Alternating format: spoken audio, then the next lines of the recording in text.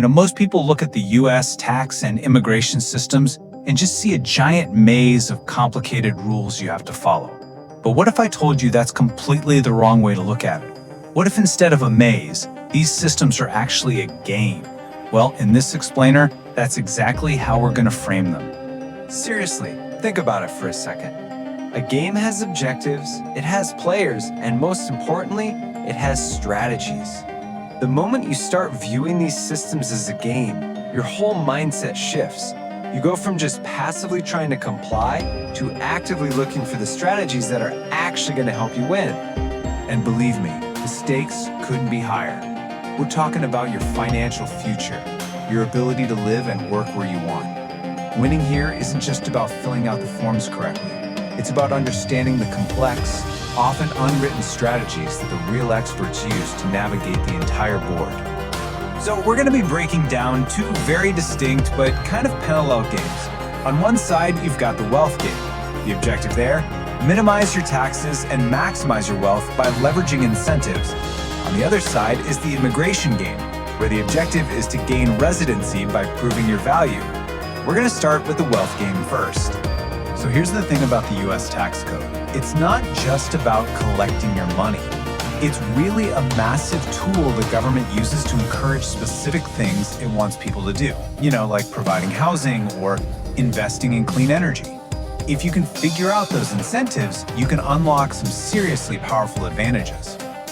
To play the wealth game at a really high level, you have to get your head around this one concept, the paper loss.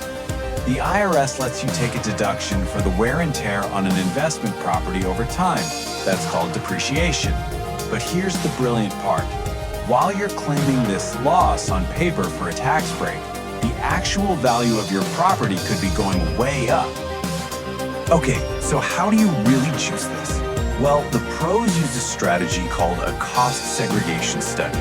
It's a fancy term for separating out all the little parts of a property, like the carpets, the appliances, fixtures, so you can depreciate them much, much faster than the building itself. This creates a huge paper loss right up front that, if you play your cards right, can be used to wipe out a huge chunk of your other taxable income, even from a high-paying W-2 job. And check this out. Here's another power move: how you structure your business. As you can see, an LLC owner is paying a 15.3% self-employment tax on their entire $140,000 profit. But look over at the S-Corp. You pay yourself a reasonable salary, let's say 60 grand, and that gets taxed. But the rest, that $80,000, you take it as a distribution, which is not subject to that same tax. That one single move can save you over $12,000 a year. It's a game changer.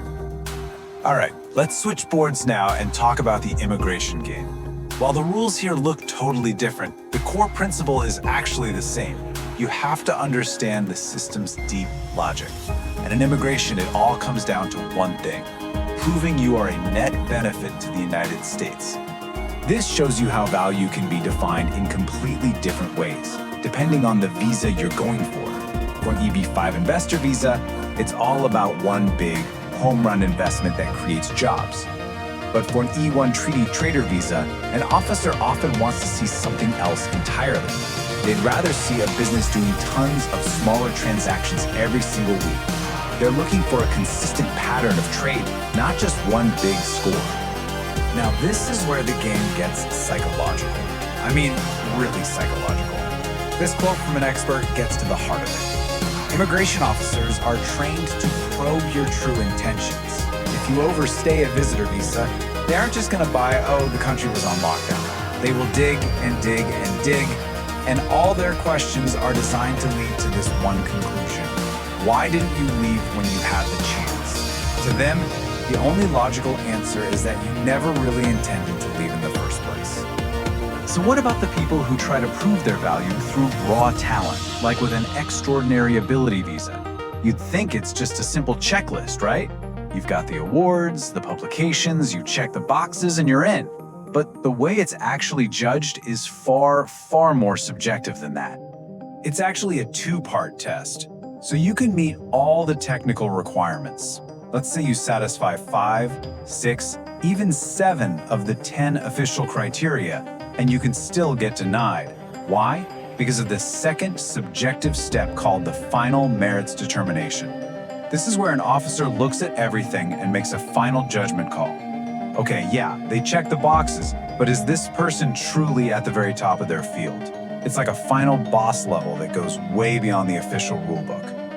Now, of course, every game has a penalty box. And in these 2 games, the penalties can be incredibly severe, and the rules are always changing under your feet. In fact, some recent policy shifts have dramatically increased the risks for players who make a wrong move. Just take a look at this. This is huge. The maximum time a lot of work permits are valid for has been slashed from 5 years all the way down to just 18 months. And the official reason is right there: more frequent vetting. This isn't just a minor inconvenience, it's a deliberate strategic shift to put applicants under the microscope way more often, which just increases the chances of finding some reason for a denial. Okay, here's another major risk that's gotten way bigger: the public charge rule. Historically, this was pretty straightforward. It was meant to stop people from immigrating who would immediately need to go on welfare. But the definition of who might become a public charge has been expanded in some pretty dangerous ways. And this is where it gets really shocking. Visa officers are now being guided to see a whole host of chronic health conditions as risk factors. The logic has totally shifted. It's no longer just about public health. It's about the potential future financial cost to the US healthcare system. It means that having a condition like diabetes can now actually be used as a reason to deny a visa. And finally, the penalty for a simple visa overstay has changed a lot. In the past, it was more of a passive problem. You'd rack up unlawful presence, which would create issues for you down the road. But now, even if you have a perfectly clean record, the simple act of overstaying can trigger active enforcement and even potential apprehension by ICE. The game has gotten much more aggressive. So, after deconstructing both of these incredibly complex systems, what's the real key to mastering the game? It all comes down to this. You have to stop thinking about what the rules are and start asking why the rules exist in the first place. The tax code is basically a map of government incentives. Immigration law is a test of the value you can provide. Once you understand that deep logic, you stop being just a pawn on the board and you become a real strategist. And that really is the ultimate takeaway. These aren't just frustrating bureaucratic processes, they're dynamic games with very clear objectives and a lot of hidden strategies. So the real question is, now that you're armed with this perspective, how are you going to analyze the board before making your next move?